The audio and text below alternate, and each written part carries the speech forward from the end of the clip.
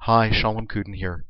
In this video, I'm going to be walking you through how to use the service flowchart as part of your team's morning meeting and show you how it can increase the efficiency and just allow your team to streamline what you do in your morning meeting. Most ACT teams do a morning meeting where they review the services that were provided the day before. And the way that this can be done most efficiently is to designate somebody on the team as the mover. And the mover is going to be doing what I'm going to be doing in this video. They're going to be sort of driving or guiding people through the process. From the main switchboard, I'm going to click on Flowchart, and this opens the service flowchart. The service flowchart is a form that allows you to access a fair amount of information.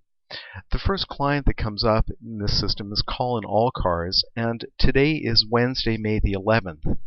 And you can see that down here is a whole bunch of information dating back from May the 10th and going back in time, and you can see that there's a number of different columns. So that here are AM meds, PM meds, cigarettes or tobacco, ADLs, one-to-ones, progress notes, etc. These headings vary by teams. Not all teams want the exact same headings, so this can be customized to meet your team's needs. The mover starts the process by opening the service flowchart as I have and looks back and sees what was done the previous day for this person. You can see that for Colin, he got his evening meds from Jocelyn, and Jocelyn had a one-to-one with him, and she also did a progress note. If Jocelyn is at the table, she simply gives report. But if Jocelyn is not at the table, let's say she's working evenings or she's away that day, whoever is moving can access all the progress notes just by going to this little icon up here, see this little open book, and by clicking on that, boom, you've got access to all the progress notes. So here you have Jocelyn's progress note, and you can go back. You can see down here at the bottom there's 378 progress notes, and you can flip through them all. So you have immediate access just with a single click. So that's the way that the process starts. After we finish with Colin, we move on to the next person. The next person in our list is Clarinet, and you can see that the service flowchart gives you additional information. Beyond just the services that are provided, it also shows you that Claire is now in hospital, that you can see that she's now in the Psych Health Center. So it keeps your team apprised as to just what's doing with every client. I'm going to move on. So Claire, we're going to go to Hugh Betcha. Now, one thing that I want you to notice, beyond the things that I pointed out, is that Hugh is on an injectable antipsychotic, or a depot. You can see the little syringe up here, and it has a blue line. Now, the blue line indicates that everything is on track, and here it tells you that Hugh last received his injection 1 day ago. His depot interval is 14 days, and his last injection was May the 9th. So all is good with Hugh's medication, with his injectable antipsychotic. I'm going to move to the next person, which is Junebug. June, you can see that she's now 12 days since her last injection, and her injection is due every 14 days.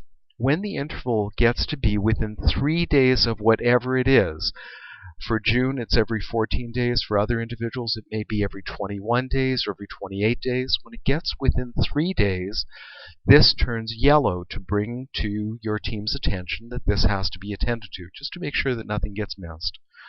So with June, you can see that her depot is coming due. Okay, so the mover moves on, and next comes Heartburn. And with Heart, you can see that the line has turned red, and that's because he's supposed to receive an injection every 14 days, but it's 16 since his last injection. So this is flagging this automatically, telling you that this person is overdue for his injection. So the morning meeting goes along. So the mover would move on and go to Haley Comet. I'm now going to skip ahead, and I'm going to go to Anna Graham. You can see I just call up the last name in the find box, and I can flip ahead to Anna. And you can see over here on the left, there's a red line around lithium tracker. The service flowchart allows you to keep track of things like when the last lithium level was done. It pulls that automatically from the lab information that has been put into the system. And it flags that the interval that you told it or the nurse told it was 180 days. In other words, that Anna should have her lithium level checked every 6 months. But it's long overdue. It's more than a year since her last lithium level, and it's warning you about that by putting a red box around that. I also want to go and show you gymnasium. So I'm going into the find box. I'm starting Jim's name. As soon as I see it appear, I just click. And Jim, you can see the same information down here. He got his morning meds from Aaron on the 9th, and there's a progress note and various things. But as you can see, there's this red box because Jim is on clozapine. And Jim is supposed to have his blood test every 28 days. And the service flowchart is saying it's 32 days since his last blood test. And somebody should get on that and make sure that he's having his CBC done regularly, because that's what's required with clozapine. So you can see that the service flowchart allows you to access not just the services that were done, but it also keeps you apprised of a whole bunch of other things. For the average team with a client count of 90 or 100 clients, the morning meeting can generally be done in between 30 and 45 minutes.